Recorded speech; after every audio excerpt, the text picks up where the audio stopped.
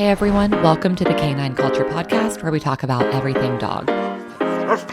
Q&As with veterinarian professionals, rescue operators, everyday topics. We cover everything dog on this podcast. So make sure you subscribe to the Canine Culture Podcast on your favorite podcast platform, and make sure you're following us on social media on both Instagram and Facebook. Thanks again for listening. Now here's that next episode. Hey everyone, welcome to the Canine Culture Podcast. Today we have a special guest, and her name is Krystin. She is one of my best friends and a vet tech here in Southeast Texas. So welcome to the show, Krystin. Hi, thanks for having me. So we just got back from a trip in New Orleans, so this episode seemed appropriate. We're going to talk about traveling with dogs, kind of go over like what to pack, how to get there, hotels and Airbnbs, cities and restaurants that are dog friendly, just generally traveling with your dog. So the first thing to think about is what to pack. So Krystin, what is on your list whenever you're packing for your dogs? So I have a pretty long list, honestly. Sometimes I pack more for my dogs than I do for myself. Same. So definitely bowls. Normally I just take whatever my dogs are familiar with, just so they're, familiar with, they're not going to be familiar with their surroundings. So I want them to be as comfortable as possible while we're traveling. So we take the regular bowls. We also take the silicone pop-up travel bowls, just so we can have those on the go and in the car as well. One of my dogs is on a prescription diet, so we take its prescription food, obviously. And then our other dogs, we just take their normal food, just so nobody has any stomach issues when we're on the road. We also take their own treats. We have a little dog who needs stairs to go up. I know you guys do too. So we bring our stairs when we're traveling so they can get up on the furniture. We obviously take their harnesses, their leashes. We make sure on their harnesses they have their ID tags and their rabies tags. We also like to have a copy of their vaccine records for each pet, just to have them just in case. Some places like your Airbnbs, some hotels, and obviously airlines will ask for those. So we always have a copy of their records. And then anything just to keep them comfortable, their personal blankets, bedding, anything that makes them feel more at home. We like to take that with us when we travel. I think a few extra things that we take, like you said, prescription food. Beyond that, we have like anxiety drops that we take, that they're like homeopathic drops for the dogs. We take Serenia because one of our dogs does get car sick, and if one of the others maybe got sick while we're on the road, we'd like to have the Serenia with us. And because we have two seniors, we always take pain meds. So, obviously whatever your vet will prescribe, if it's appropriate for your dog, but if they have arthritis or other issues, we bring that. Yeah. For our seniors, we also bring a portable laser. So that's kind of bougie because our dogs are bougie, but we always travel with a laser in case they get down on their back or they have issues. And then blankets. We ordered a queen size waterproof blanket on Amazon because if our dogs do have an accident and we're at an Airbnb or hotel, it's perfect because it's waterproof. That's a great idea. So I think that kind of covers doggy bags to pick up poo. Yeah, I didn't think about that. Ours is typically attached to the end of our leash, and so we just always take it with us. But yeah, definitely take doggy bags. Don't be that person that leaves the mess behind. Yeah. Always clean it up. So the next thing we're going to talk about is method of transportation, and so the considerations with respect to where you're going. So since we have 3 dogs, it's almost always easier for us to drive. If we're going to fly, only like 2 of the dogs can come with us, and only one of our dogs likes to fly. We've never taken a train, like an actual train, like Amtrak. But I know they're pretty like particular on dogs and like what they'll allow, especially with respect to their carriers. Yeah. And then if you're going to be in a city with public transportation, like in New York, you can have them on a subway, but they have to be in a bag. Some cities, I don't think they're supposed to be on the subways and on the buses. So that's kind of something to think about when you are traveling with your dog. What about you guys? I know you guys like to drive as well. We really like to drive, especially if we're taking all 3 of our dogs. One of our dogs is a Great Dane, and so she's not going to fit on the plane. So yeah, if we're going somewhere with all 3 of them, we really like to drive. Now, sometimes if we're traveling just for a quick trip, we will have a house sitter come to our house with our big dogs, and then we'll take our smaller dog. For that, the planes, each airline is going to be so different. So you just want to make sure that you check the airline's website or even call the airline. They're normally pretty good with giving you any information that you need. Some of them might require a health certificate that you can get from your vet. Some of them, specific vaccine records that you might need. So it just kind of depends. We also, if we're taking our little one, we try to take things that might make it easier for us to travel. Like we have a side bag that we can stick him in if we, some places don't want him walking around. So we have a little side sling that we can put him in. So it makes it a little bit easier on him and on where we're going. So those are the main things for us is when we're flying. You also, like Brittany said earlier, you want to make sure that you have a carrier that is specific to whatever, airline you're going with. Some of them have size requirements. So just make sure that you have all that information so you don't get, at the airport and then have problems. So. Yeah. So on that note, don't just show up with your dog. You need to make sure that you've booked their ticket because every airline is different, but they do limit the number of pets that are on the plane. So if they're limiting that and there's already 6 other dogs that had a ticket in advance, then you might not be able to fly with your dog. And I've never flown with my dog in cargo. Based on everything that I know, I wouldn't. Yeah. It's not climate controlled, and there's a high percentage of accidents. Yeah, we definitely, we always book with them. So sometimes they'll make us have them under the seat in front of you. Mm-hmm. Sometimes they'll let us sit on their lap, always in a carrier. But each airline's different. So like she said, just make sure that you check before you get to the airport. The fees with each one are different too. So just make sure that you have that information before you get there. Yeah. And so once you get there, you're going to be checking into a hotel or an Airbnb. So, I would prefer an Airbnb, especially if it's like a single standing home or a single family home. So I'm not sharing walls. And you've got to make sure your Airbnb is okay with your dog, the number of dogs, the size of the dog. If I'm staying in a hotel, I prefer Marriott, and they've got the Moxie, they have the Alofts, they have a Residence Inn. Those are almost always dog friendly. And then another one that's dog friendly that people might not know about is Stay Pineapple. They're so dog friendly that they put the dog beds in your room and the dog bowls, and they give you like little containers with treats, and they give you all kinds of stuff. So those are kind of my top picks if I'm doing a hotel. Oh, I love that. We definitely need to go to a Stay Pineapple because I've heard really good things about them being so dog friendly. We normally use Airbnb. That's really our go-to. I feel like it's very easy. Like you said, you don't have to share walls. You don't have to worry about, people going in and out the entire time when you're at a hotel or anything like that and kind of disturbing your dog. So I think, just for anxiety purposes and, they get kind of worked up when they hear a bunch of doors closing and things like that. So we really like our Airbnbs. You just want to make sure that while you're looking on Airbnb that it is dog friendly. A lot of times in the reviews, they'll also say things about it being dog friendly. And when we're booking our Airbnbs, we also like to make sure that there's a fenced-in yard. Mm-hmm. That's something that we always look for. So it's just something extra just for safety purposes. So that's really where we normally go to is Airbnb. So before we jump into cities and restaurants that we found have been either dog-friendly or maybe semi-dog-friendly or just not dog-friendly at all, I know that Krystin has an app that she likes to use like for research. What's the name of the app that you use? Yeah, so I use an app called Bring Fido. It's something that I found on the Apple Store, and we love it. It has, so you can click either hotel, restaurant. You can also have events if you want to look into a city that might have dog-friendly events. So you can click any of those and then put in your location, and it pulls up all the hotels now it doesn't cover Airbnb, but all the hotels, all the restaurants, and almost all of them have reviews from dog owners that have been there. Mm-hmm. So it's very helpful just to let you know how dog friendly they are, where you can go and where you can't go, maybe in those restaurants, because a lot of places you might have to sit out on the outdoor patio, which is fine, but you just might want to know that before you go. So we always use Bring Fido, and it's been very helpful for us being in different cities that we might not be familiar with.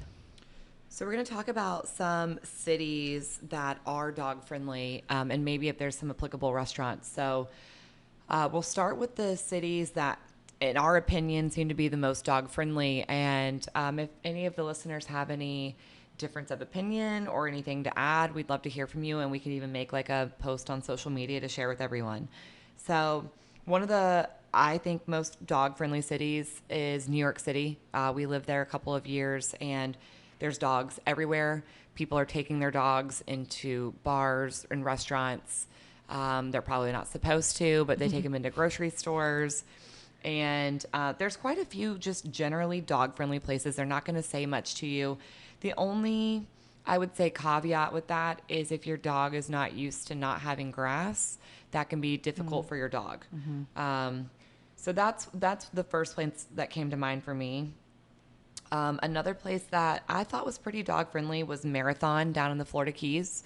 So there were a ton of dog-friendly houses that you could rent.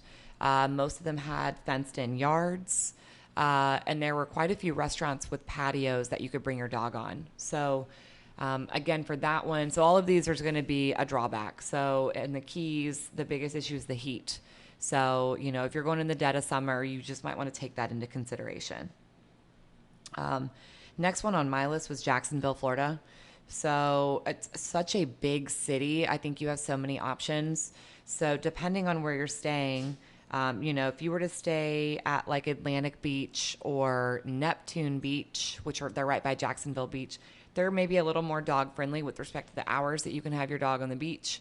But there's a ton of different restaurants with patios that you can go to, and quite a few Airbnbs that are available. Also in Florida, Tampa.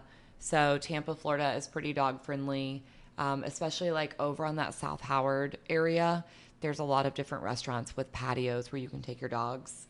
And then the final city that really came to mind for me was Columbus, Ohio. So I feel like they've done a lot of work with respect to like new dog parks and hotels that allow dogs. So, and again, it depends on where you're staying at, because if you're over by like the Ohio State campus, it might not be as dog friendly as some of the other areas. But I think from my experience, it's always been pretty dog friendly when I visited. So what ones hit your list for dog friendly? So recently, we've moved to Texas, and so most of ours have been in Texas with our experience down here. So the big ones that we've been to that have been very dog friendly. So Houston is dog friendly. San Antonio was, and also Waco. But the most dog friendly that we have found has been Fort Worth. Everything that we went there was dog friendly. It was so nice. They were so welcoming. Almost every restaurant that we went to, they would come over. They would ask if, we needed a bowl of water or, ice in it, because it was really hot when we went in June. And so they would bring ice and put in there. Even if we had water bowls, they would bring ice to us and ask if they needed anything. And some of the restaurants in Fort Worth even had like a little doggy menu, right? Which was really cool. So Fort Worth was one of our favorites as far as dog friendly goes. We live in Southeast Texas, and so we do have quite a few restaurants and parks here that we really like, and we found it's very dog friendly as well. If you're ever in Southeast Texas, we're specifically around Beaumont area, and we found that there's a few restaurants that we really enjoy. Luke's is one of them. Little Woodrow's is another in Beaumont. Rinkin Jack's was very dog friendly, and then also Madison. So if you're ever in the area and you want to stop by, I really recommend those places. Those were ours as far as Texas goes. We went to New York City to visit you guys, and it was very dog friendly too. I definitely agree with that. Just about, everywhere we went, we had our little dogs, and everyone was super friendly with them. And like you said, really no one says anything to you about having them. So it was really nice and really convenient too that they were so dog friendly. So the next is, I'm calling it borderline dog friendly. And this is just based on our experiences. The first one that came to mind was Seattle, because there were some areas that were very dog friendly, and the next thing you knew, like, you couldn't have your dog depending on where you were. So that was just kind of our experience. And also, if you go during the rainy season, I think it's really hard to travel with your dog when it pours the rain every day. Oh, yeah. But there were some really cute, I want to say one's called like the Barking Dog, a cute little pub that was dog friendly with a dog menu. Another one that made my borderline list was LA. LA is really busy, and some of the more touristy areas I really don't think are very dog friendly, or it just didn't seem that safe to have your dog with you. Um, like if everyone's down on the Hollywood Walk of Fame and you're walking your dog, I'm not sure you can even have your dog there. I think so, but it was so busy when we were there that I would hate for your dog to get stepped on. And that's kind of similar to Vegas, but Vegas actually made my not dog friendly list, so we'll get to that in a second. Another area that was somewhat dog friendly was Columbia, South Carolina. So there were a few hotels that were dog friendly, but it was actually noticeable how many restaurants had a sign, that no dogs were allowed. And I honestly didn't see many dogs the few times I've gone to Columbia, South Carolina. So if you're from there and it's different, let me know. The next one is Dallas, Texas. So Dallas, based on where we went, did not seem that dog friendly. But I will say when I was there, it was 110 degrees every day. Oh, wow. So honestly, I don't even know if it would have been a great idea to have our dogs with us at that time. Yeah. So that was just our experience. Another one is Miami. Again, super hot. But in Miami, there weren't too many options depending on where you're staying at. Over by Brickell and maybe Wynwood Walls. But I don't really feel like South Beach is a great place to bring your dog. Nashville made my borderline list, but I mean, they're probably a little higher up. Like they're probably a little more dog friendly than I'm giving them credit for. So Nashville does have a lot of good like breweries and like cute little places with patios that you can take your dog. And then the last one on my list was Atlanta. So there are some dog friendly hotels. It's somewhat noisy if you're going to stay downtown. And it did feel like our options were limited with respect to restaurants that had patios. So those are all kind of just be mindful of where you're staying at in the city. So did you have anything that kind of hit like middle of the ground for you? Not super dog friendly, but not terrible? So we went to Knoxville, and it was kind of borderline for me. It wasn't, it wasn't not dog friendly, but it wasn't overly friendly. Right. So we found a few places, like you said, you kind of have to search and hunt for those that were dog friendly, but I felt like the city as a whole wasn't super dog friendly. Yeah. You didn't see a lot of dogs. That was one of the biggest things for me is a lot of the cities we went to, like I said, even Fort Worth and just walking around downtown, and even, New Orleans, when we just went, you see a lot of dogs walking around, with their owners and things like that. And we didn't really see that as much in Knoxville. So it wasn't not dog friendly, but it was definitely borderline for me. Yeah. I think New Orleans could hit that list on borderline because you're probably not going to take your dog to Bourbon Street. No. It seems like a bad idea. But all the other areas I think are pretty good. We went to a really cute brewery, Urban South. Yes, Urban South Brewery. Yeah, and it was super dog friendly, and people had their dogs inside because it was very hot. So people actually had them inside the brewery, which was cool. And that whole area and like the Garden District seemed to be pretty dog friendly. So on the not dog friendly list, and this might be controversial, I don't know. So the first one was Hawaii. There's so much red tape to even get your dog over there, which first off, depending on where you're flying from us, it took like 16 hours to get there on the plane. That's a long time for your dog to try to be flying, and we only had one layover. So you only had that one opportunity for your dog to go to the restroom. Yeah, I know that just on the veterinary side of that, there's a lot, like you said, red tape. Some places I've even heard in Hawaii, depending on the island, you might have to have like a rabies titer, where it's not even just the vaccine, but you have to get tested to see if they have the rabies vaccine still active in them. There might be different vaccine requirements. There's definitely a different health certificate that is required for Hawaii. I know that for sure. So there's a lot of different hoops that you have to jump through to even consider taking your dog. So I can definitely vouch for that on the veterinary end for sure. Yeah, and like in Maui, almost all of the hiking we did, all of the waterfalls, you absolutely could not have your dog with you. And if you're out hiking for hours and hours, it's just not friendly to your dog, or it's not even, your dog would probably rather stay home and be either boarded or stay with their dog sitter. The next place would be Washington, D.C. for me. That just does not seem dog friendly. If you're doing the touristy stuff, you're doing all the monuments and the museums, you can't take your dog anywhere with you there. I think if you're doing kind of like the suburbs or the outskirts, I think that could be a little bit more dog friendly. But for me, I don't really intend on taking my dogs back to DC.